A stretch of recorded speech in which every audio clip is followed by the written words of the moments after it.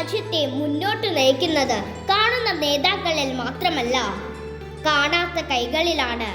ഒരു റോഡ് ഉണ്ടാകുമ്പോൾ, ഒരു കുട്ടി സ്കൂളിലേക്ക് നടക്കുമ്പോൾ, ഒരു ഗ്രാമത്തിൽ വെള്ളമെത്തുമ്പോൾ അവയുടെ പിന്നിൽ നിശബ്ദമായി പ്രവർത്തിക്കുന്ന ഒരു ശക്തിയുണ്ട്. പേരില്ലാതെ, പ്രശംസകളില്ലാതെ, പക്ഷേ ഉത്തരവാദിത്വത്തോടെ. അവരാണ് ഈ രാജ്യത്തിന്റെ നിശബ്ദ ശക്തി, അടിത്തറ, ആത്മാവ്. ഇതൊരു ജോലിയല്ല, ഒരു സേവനമാണ്. ഇതാണ് സിവിൽ സർവീസ്. ഓരോ വർഷവും ഏപ്രിൽ 21-ന് നാം സിവിൽ സർവീസ് ദിനം ആചരിക്കുന്നു. രാജ്യത്തിന്റെ വികസനത്തിന് അടിത്തറ പാകുന്നവരെ ആദരിക്കുന്ന ദിനം. 1947-ൽ സർദാർ വല്ലഭായ് പട്ടേൽ അവരെ ഇന്ത്യയുടെ സ്റ്റീൽ ഫ്രെയിം എന്ന് വിളിച്ചു.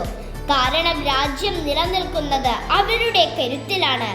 അവർക്ക് കുടുംബമുണ്ട്, സ്വപ്നങ്ങളുണ്ട്, പക്ഷേ ജനങ്ങളുടെ സന്തോഷത്തിന് വേണ്ടി അവയെ പിന്നിലാക്കുന്നവർ. ദുരന്തം വരുമ്പോൾ ആദ്യം എത്തുന്നവരും സമാധാനം വരുമ്പോൾ പിന്നിൽ നിൽക്കുന്നവരും.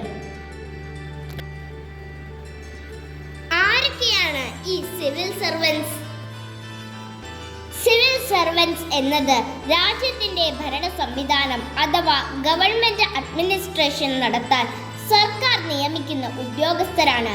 അവർ നേരിട്ട് ജനങ്ങളുമായി ബന്ധപ്പെട്ട് രാജ്യത്തിന്റെ നയങ്ങളും പദ്ധതികളും നടപ്പാക്കുന്നവരാണ്. പ്രധാനമായും IAS, IPS, IFS എന്നിവ ഇതിൽപ്പെടുന്നു. IAS അഥവാ ഇന്ത്യൻ അഡ്മിനിസ്ട്രേറ്റീവ് സർവീസ്, ജില്ലാ ഭരണത്തിന് നേതൃത്വം നൽകുന്ന ജില്ലാ collector.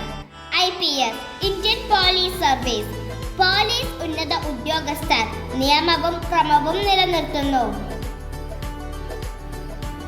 IFS Indian foreign service, വിദേശകാര്യ രംഗത്ത് ഇന്ത്യയെ പ്രതിനിധീകരിക്കുന്നു. ഈ സിവിൽ സർവൻസ് നമുക്ക് വേണ്ടി എന്താണ് ചെയ്യുന്നത്? സർക്കാർ പദ്ധതികൾ ജനങ്ങളിലേക്ക് എത്തിക്കുന്നു. റോഡുകൾ, സ്കൂളുകൾ, ആശുപത്രികൾ എന്നിവ വികസിപ്പിക്കുന്നു. നിയമവും ക്രമവും ഉറപ്പാക്കുന്നു. ദുരന്ത സമയങ്ങളിൽ ജനങ്ങളെ രക്ഷിക്കുന്നു. ഇന്ത്യയിലെ ഏറ്റവും പ്രധാനപ്പെട്ട മത്സര പരീക്ഷയാണ് UPSC സിവിൽ സർവീസസ് എക്സാമിനേഷൻ. ഇത് നടത്തുന്നത് യൂണിയൻ പബ്ലിക് സർവീസ് കമ്മീഷനാണ്. ഈ പരീക്ഷയിലൂടെ IAS, IPS, IFS പോലെയുള്ള ഉയർന്ന സർക്കാർ ഉദ്യോഗസ്ഥരെ തിരഞ്ഞെടുക്കുന്നു. ഈ പരീക്ഷയ്ക്ക് 3 ഘട്ടങ്ങളുണ്ട്. 1. പ്രിലിമിനറി എക്സാം അഥവാ പ്രിലിംസ്. ഇതാണ് ആദ്യ ഘട്ടം. ഇതിൽ നിങ്ങളുടെ അടിസ്ഥാന അറിവ് പരിശോധിക്കുന്നു. 2ാം ഘട്ടം മെയിൻസ്, എഴുത്ത് പരീക്ഷ. നിങ്ങളുടെ ചിന്തയും പ്രകടനവും പരിശോധിക്കുന്നു. 3ാം ഘട്ടം ഇന്റർവ്യൂ, നിങ്ങളുടെ വ്യക്തിത്വത്തിന്റെ യഥാർത്ഥ പരീക്ഷ. ഈ യാത്ര എളുപ്പമല്ല. പുസ്തകങ്ങളുമായി നീണ്ട ദിവസങ്ങളും സ്വപ്നങ്ങളുമായി ഉറക്കമില്ലാത്ത യാത്രികളും. ചരിത്രം, ഭൂമിശാസ്ത്രം, രാഷ്ട്രീയം, സാമ്പത്തികം, അങ്ങനെ ഒരു ലോകം മുഴുവൻ പഠിക്കേണ്ടി വരും. പലപ്പോഴും തളർച്ച വരും, സംശയങ്ങൾ ഉണ്ടാകും. പക്ഷേ ഒരു ചിന്ത മാത്രം മുന്നോട്ട് നയിക്കും. ഒരു ദിവസം ഞാൻ രാജ്യത്തിനായി സേവനം ചെയ്യും.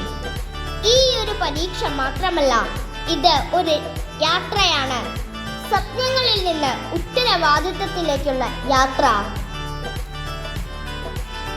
നിങ്ങൾ തയ്യാറാണെങ്കിൽ ഈ രാജ്യം നിങ്ങളെ കാത്തിരിക്കുന്നു. ധർമ്മത്തോടെ ചെയ്യുന്ന സേവനമാണ് യഥാർത്ഥ സിവിൽ സർവീസ്.